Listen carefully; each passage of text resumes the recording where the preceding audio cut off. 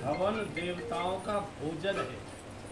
देवता हवन के माध्यम से भोजन करते हैं और जिसको भी आप भोजन कराते हैं वो डकार के साथ आशीर्वाद देकर जाता है। भिखारी को भी रात की बासी रोटी दे दो, वो भी 10वां आशीर्वाद बोलता है। देवता कभी मुख से भोजन नहीं करते, केवल दो भगवान मुख से करते हैं जब वो मनुष्य के रूप में जन्म लेकर आते हैं, भगवान श्री राम और भगवान श्री कृष्ण। बाकी सभी देवता नाक से जो हम थाल लगाते हैं भोग का, उसमें से हमारा जो भाव है उसे सूंघ लेते हैं और थाल वैसा का वैसे ही आपको वापस कर देते। एक भी पूरी घटती नहीं है उसमें से जो थाल।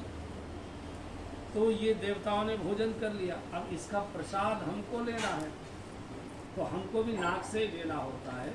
ये जो कटोरी घी की बच जाती है, इस पर थोड़ा 2-4 चम्मच जल मिलाइए, संख्या के हिसाब से रगड़िए, हाथ में मलिए और बिना मंत्र के भी 5-7 बार इसको मुट्ठी में भरो और सूंघो। पुराने समय के यही वैद्य जी होते थे, यही डॉक्टर साहब होते थे। अभी हम लोग 2 बार साल में नवरात्रि करते हैं।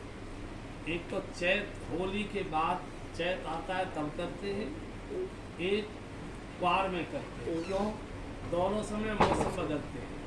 होली के बाद चैत आते ही हैजा, चेचर, मोती जला, खसरा, ये बीमारियाँ लगती हैं। इसलिए वो 9 दिन हवन किया जाता है।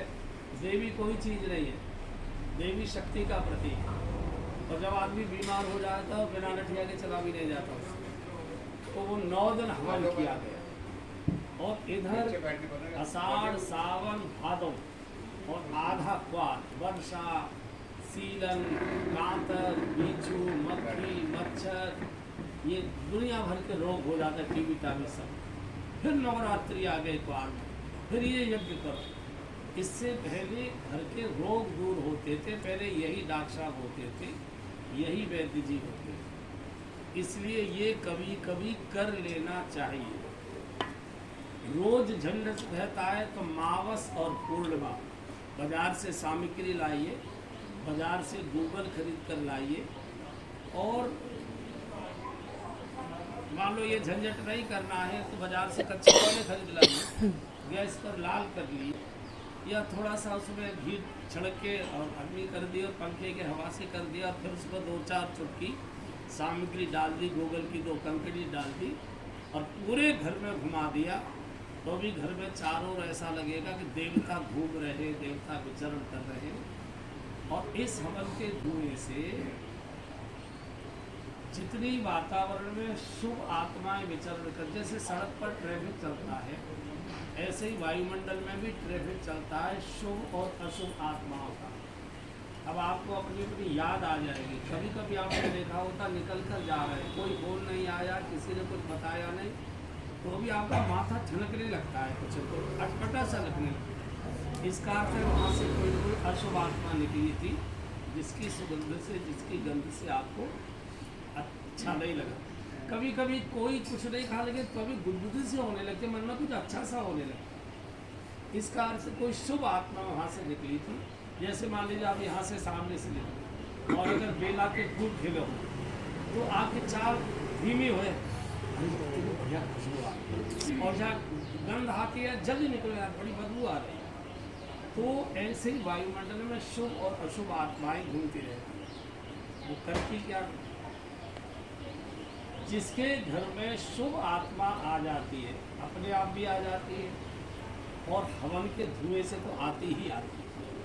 जैसे छुपा के भी आप मल रख दीजिए कमरे में तो भी मक्खी वहाँ पहुँच जाए। अच्छे खुशबू के फूल आप घर में कहीं भी रख दीजिए, मधुमक्खी कहीं से भी खिड़की खुली होगी तो निकल के चली आएगी। इस हवन के धुएं से शुभ आत्माएं घर में आ जाती हैं और अशुभ आत्माएं अगर आ चुकी होती है किसी कारण से, किसी के आचरण से, किसी के व्यवहार से, किसी के खान पान से, तो वो निकल जाती है। और जिस घर में अशुभ आत्मा आ जाती है उसमें वो शुभ कार्य नहीं होने देती, क्लेश बढ़ा देगी, अशांति बढ़ा देगी, बीमारियां बढ़ा देगी। मतलब वो कोई शुभ।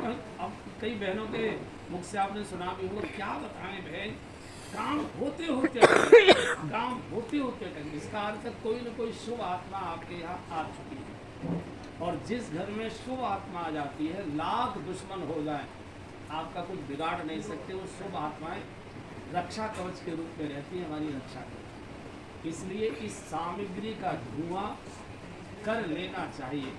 मंत्र इसलिए बोलते कि मंत्र बोलने से मन थोड़ा पवित्र हो जाता है, अच्छा होता है। नबी बोला तो भी हवन उतना ही फायदा करेगा, समझ लीजिए। मंत्र हम अपने मन की पवित्रता के लिए बोलते। अब ये जो हनुमान चालीसा का हमने कराया है, इसका संपुट है अष्ट सिद्धि दाता असवर दीन जानकी माता। किसी भी मंत्र के साथ उसका संपुट लगा दीजिए, मंत्र की ताकत 1000 गुना ज़्यादा बढ़ जाया करती है। हनुमान जी की शरण हमने इसलिए ली कि 33 करोड़ देवताओं में हनुमान जी से ज़्यादा ताकतवर कोई नहीं है। न भगवान राम है, न भगवान कृष्ण है। अगर हनुमान जी नहीं होते, राम जी रो रो कर मर गए होते, न सीता जी का पता लगता, न लक्ष्मण को संजीवनी आती। ये सब हनुमान जी ने किया। हनुमान जी अगर अर्जुन के रथ के ऊपर झंडे पर नहीं बैठे होते तो दुर्योधन और भीष्म पितामह उनको जीतना संभव नहीं था। इसलिए हनुमान जी को जानकी जी का आशीर्वाद है। जब अंगूठी लेकर हनुमान जी अशोक वाटिका में गए थे तो जानकी जी ने कहा, बेटा हम तो कभी आए। देखो, माँ को अपनी संतानों की बहुत चिंता रहती है हमेशा। पिता तो चलो कई बार बता भी देते, माताओं को बहुत चिंता रहती। तो जानकी जी ने कहा, बेटा हम तो कभी आएंगे, कभी नहीं आएंगे। संभव होगा तो आएंगे, संभव नहीं होगा तो नहीं आएंगे। संभवामी लेकिन मैं तुमको आशीर्वाद दे रही हूँ, मेरी संतानों की तुमको चिंता करनी है। और इसलिए मेरा आशीर्वाद है कि तुम अष्ट सिद्धि नवनिधि के प्रदाता बनोगे। अष्ट सिद्धि नवनिधि के दाता असवर दीन जानकी माता। और कभी तुम बीमार नहीं होगे, कभी बूढ़े नहीं होगे, कभी मरोगे नहीं। अजर अमर गुण निध सुत हो, करे बहुत रघुनायक छो। तो ये हनुमान जी चिरंजीवी है। और हम सबको सुख समृद्धि संपत्ति चाहिए। आदमी के पास से जब धन चला जाता है तो जवानी में आदमी बूढ़ा हो जाता है, कमर टूट जाती है। पैसा होता है तो डॉक्टर भी बुला लेता है, सुविधाएं भी अर्जित कर लेता है, सब चीज़ें ठीक होती है। तो ये कहने की बात है कि सब पैसे से क्या है, सब यही धरा रह जाता है, सब बेकारी की बात है, करने से कोई फायदा नहीं। पैसा होता है घर में तो सब चैन आनंद प्रसन्नता रहती है, मनोनुकूल जीवन जी लेते हैं। पैसा नहीं रहता है तो टकटर कर मुँह ताकना पड़ता है किसी दूसरे का, कुछ कर भी नहीं सकते। ये बहुत आवश्यक है। इसलिए इसको अगर मैंने जो कराया ये अगर न करें तो इसका 24 घंटे में एक बार पढ़ लिया करिए, चाहे सुबह चाहे दोपहर चाहे शाम, रात बैठ के पढ़ लिया।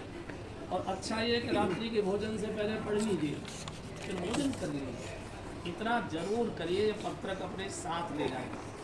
अब आपको कुछ पूछना हो तो पूछिए।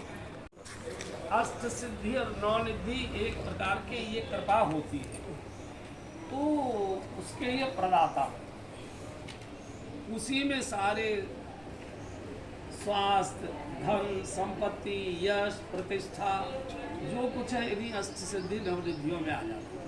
और ये केवल हनुमान जी के हाथ में और किसी के हाथ में, क्योंकि वो हमेशा निवास करते और उनकी मौत नहीं, वो हमेशा।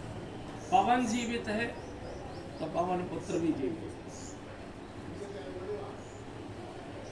और वो ठीक है, चलिए स्तुति गा लेते, पत्रक है आपको और बच्चों के साथ शुरू करते हैं।